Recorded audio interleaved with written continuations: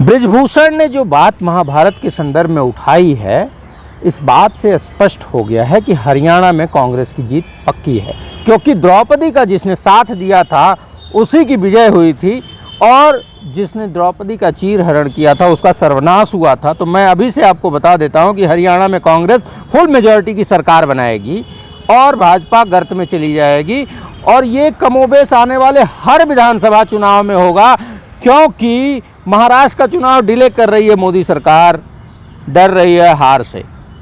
हरियाणा में चुनाव, एक बात और, जो मोदी या जो भाजपा सरकार ये एक देश एक चुनाव की बात करती थी, वो एक साथ हरियाणा और महाराष्ट्र का चुनाव नहीं करा पा रही है। ये हार का डर है। जो सीना ताने 56 इंच का आदमी ये कहता था 400 पार, वो बहुमत से हो गया पीछे, तो अब उसको समझ आ गया है कि देश की जनता हमारे खिलाफ खड़ी है। जो 56 इंच का सीना वाला था वही बृजभूषण के सामने दंडवत हुआ था, चरणों में बैठ गया था, और मजबूरी में बृजभूषण का जब टिकट काटना पड़ा जन दबाव में, विपक्ष के दबाव में, तो उसके बेटे को टिकट देना पड़ा, क्योंकि मोदी जी डरते हैं बृजभूषण से। बृजभूषण कहते हैं कि चुनाव प्रचार करने की, मैं चैलेंज करता हूं कि बृजभूषण हरियाणा चुनाव में चले जाएं प्रचार करने के लिए। जितना वो प्रचार करेंगे भाजपा उतना ही जमींदोज होती रहेगी। हाँ, लेकिन एक बात का विशेष ख्याल दें बृजभूषण, वहाँ प्रचार करने से पहले सुरक्षा व्यवस्था मजबूत कर लेंगे, क्योंकि जनता का कोई चेहरा नहीं होता। लोग अपनी बेटी के अस्मत के लिए, बेटी के सम्मान के लिए, स्वाभिमान के लिए क्या कर जाएंगे, मुझे नहीं लगता। इस बात के लिए सजग रहना भी जरूरी है। सियासत बहुत तेज हो चुका है हरियाणा चुनाव को लेकर, और जिस तरीके से बृजभूषण शरण सिंह लगातार विनेश फोगाट को लेकर बयानबाजी कर रहे हैं। हमारे साथ हैं कांग्रेस नेता, कांग्रेस प्रवक्ता वैभव त्रिपाठी हैं, और इनसे हम बात करेंगे हरियाणा चुनाव को लेकर और खासकर बृजभूषण शरण सिंह को लेकर। बृजभूषण शरण सिंह को लेकर क्या कहेंगे, जिस तरीके से विनेश फोगाट को लेकर लगातार बयानबाजी कर रहे हैं? बृजभूषण भूल गए हैं कि बृजभूषण के लाख दलीलों के बावजूद भाजपा ने उनका टिकट काट दिया।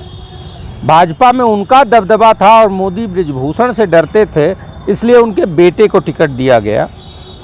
तो ये तो मानेंगे कि उन देश की बेटियों के दबाव में ही बृजभूषण का टिकट कटा और उनके बेटे को टिकट मिला। भाजपा डरती थी, इस वजह से उनके बेटे को टिकट दे दिया, लेकिन बृजभूषण का टिकट कटा वो विनेश फोगाट, बजरंग पूनिया जैसे लोगों के उस प्रदर्शन आंदोलन का ही परिणाम था। जन दबाव ही था जो बृजभूषण का टिकट कटा।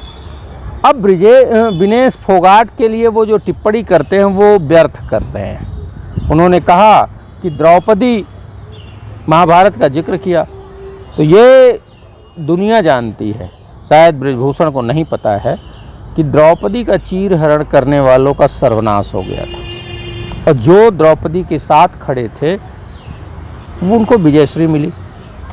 तो आज विनेश फोगाट के साथ कांग्रेस और देश की जनता खड़ी है। कांग्रेस और जनता की जीत होनी है और भाजपा का सर्वनाश तय है, और उसकी शुरुआत भी हो चुकी है। तो अगर बृजभूषण कुछ कहते भी हैं तो मैं उस पर बहुत ज़्यादा टिप्पणी नहीं करना चाहता। तो कृष्ण के रूप में कौन भूमिका निभाएगा कांग्रेस की तरफ से? नहीं, मैं वो तुलना नहीं करना चाहता, लेकिन जाहिर सी बात, कांग्रेस नेताओं ने उस बेटी का स्वागत किया। लगभग 100 किलोमीटर में रात को 2 बजे पहुंची है विनेश अपने घर। इतना देश के लोगों ने स्वागत किया, हर 100 मीटर पे लोग स्वागत करने को खड़े थे। तो देश ने दिखाया ना, देश केशव का रूप है, कृष्ण का रूप है। वैसे भी जनता को दरिद्र नारायण कहते हैं, जनता जनार्दन है, तो जनता है। मैं किसी नेता से वो जोड़ के कोई विवाद नहीं खड़ा करना चाहता, लेकिन जाहिर सी बात है कि विनेश के साथ कौन खड़ा रहा? हमारे नेता राहुल गांधी खड़ा रहे, कांग्रेस खड़ी रही, हरियाणा की जनता खड़ी रही, देश की जनता खड़ी रही। जब आज वो चुनाव लड़ रही है तो उसको अपार जन समर्थन मिल रहा है, और बृजभूषण जैसे लोगों ने उनके खिलाफ साजिश किया। बृजभूषण का एक बयान मैं और सुन रहा था, जिसमें उसने कहा कि विनेश ने गलत किया, इसलिए भगवान ने ओलंपिक में सजा दी। तो पहले तो मुझे शक था, लेकिन अब विश्वास हो गया कि विनेश के खिलाफ वहाँ साजिश रची गई। एक तरफ जहाँ ओलंपिक में गोल्ड मेडल, सिल्वर मेडल आ सकता था, विनेश ने विश्व की उस चैंपियन को पटका था जो कि कभी किसी कुश्ती में नहीं हारी थी, और देश को ये उम्मीद थी कि हम गोल्ड ही जीतेंगे। लेकिन अगर बाय द वे कोई दिक्कत होती, अगर कुश्ती संघ विनेश को डिसअपीयर कर देता, तो कम से कम ओलंपिक में रजत पदक मिलता, सिल्वर मिलता हमको। लेकिन ये साजिश के तहत उसको अपीयर कराया गया और डिस्क्वालीफाई कराया गया, और डिस्क्वालीफाई होने पे बीजेपी आईटी सेल के लोग, ब्रिजभूषण की गुंडा गैंग, भाजपाइयों ने खुशी मनाई थी। तो अब समझ में आ गया कि ब्रिजभूषण जो कह रहा है कि ओलंपिक में सज़ा मिली, मतलब इसके लोग थे उसमें शामिल, और वो जानबूझकर ये साजिश रचे। और ये साजिश विनेश फोगाट के ही साथ नहीं, ये पूरे देश के साथ साजिश है। तुम प्रधानमंत्री को इस पे जवाब देना चाहिए कि ब्रिजभूषण अगर इस बात का जिक्र इस तरीके से कर रहा है तो इस साजिश का हिस्सा कौन है, इसकी जांच होनी चाहिए, और ब्रिजभूषण जैसे लोगों पे नकेल कसी जानी चाहिए। ये बताइए कि जिस तरीके से ब्रिजभूषण शरण सिंह लगातार ये कह रहे हैं कि अगर शीर्ष नेतृत्व कहे तो हम चुनाव प्रचार करेंगे। देखिए, ऐसा है कि ब्रिजभूषण शीर्ष नेतृत्व के लिए इंतजार कर रहे हैं। अब वो हैं क्या पार्टी में जो शीर्ष नेतृत्व कहेगा, तो ब्रिजभूषण डर रहे हैं। ब्रिजभूषण सिर्फ बयानबाजी करके अपना माहौल बनाने की कोशिश कर रहे हैं, और हरियाणा जाके प्रचार करने से डर रहे हैं, इसलिए शीर्ष नेतृत्व पे टाल दिया है। और शीर्ष नेतृत्व नतमस्तक है उनके आगे, इसी वजह से उनका टिकट कटा तो उन्हीं के बेटे को मिला। ठीक, तो मैं तो ब्रिजभूषण और मोदी में बहुत फ़र्क नहीं मानता। ये दोनों आपस में मिले लोग हैं, एक दूसरे के साथ इनका तालमेल है।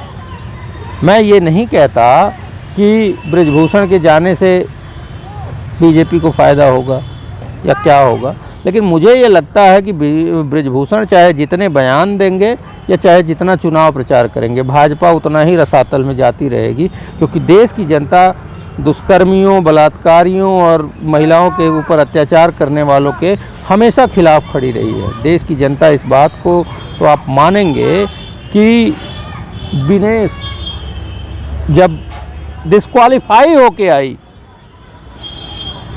जनता ने जिस तरीके से स्वागत किया, उसने कहा कि अगर मैं गोल्ड लेके भी आती तो भी ऐसा स्वागत होता, मुझे इस बात का संदेह था। मैं डिस्क्वालीफाई होके आई थी, बावजूद इसके हमारे देश की जनता ने, हरियाणा की जनता ने हमको इतना प्रेम दिया।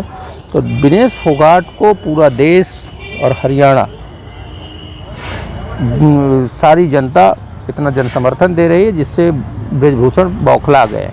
आज उनके केस में सुनवाई भी है, तो ये बयानबाजी करके अपना, लेकिन वो भी ये भी कह रहे हैं कि कांग्रेस ने क्यों नहीं प्रोजेक्ट लॉन्च किया कि उनको मुख्यमंत्री हरियाणा का बनाया जाए। नहीं, मोदी को हटा के ब्रिजभूषण को प्रधानमंत्री का क्यों नहीं बना दिया चेहरा। अरे उल जलूल बातें हैं यार, ओछा आदमी ओछी टिप्पणी कर रहा है, उसे क्या पता, ब्रिजभूषण को क्या पता कि मुख्यमंत्री कैसे बनते हैं। कांग्रेस ने कभी भी कोई मुख्यमंत्री या प्रधानमंत्री का चेहरा कभी प्रोजेक्ट नहीं किया। ये संविधान सम्मत है। संविधान कहता है कि चुनाव होगा, चुनाव में जो जनप्रतिनिधि चुन के आएंगे वो फिर अपना नेता चुनेंगे, और वो नेता जो चुना जाएगा वो मुख्यमंत्री या प्रधानमंत्री होगा। ये संविधान कहता है, और कांग्रेस संविधान सम्मत पार्टी है। वो कभी भी ऐसा नहीं हुआ, एक वाकया आप नहीं दिखा सकते जहाँ कोई सिटिंग सीएम या सिटिंग पीएम के अलावा कोई मुख्यमंत्री या प्रधानमंत्री घोषित किया हो कांग्रेस ने। लेकिन भाजपा पहले से बताया कि मोदी प्रधानमंत्री का चेहरा 2014 में बनाया था।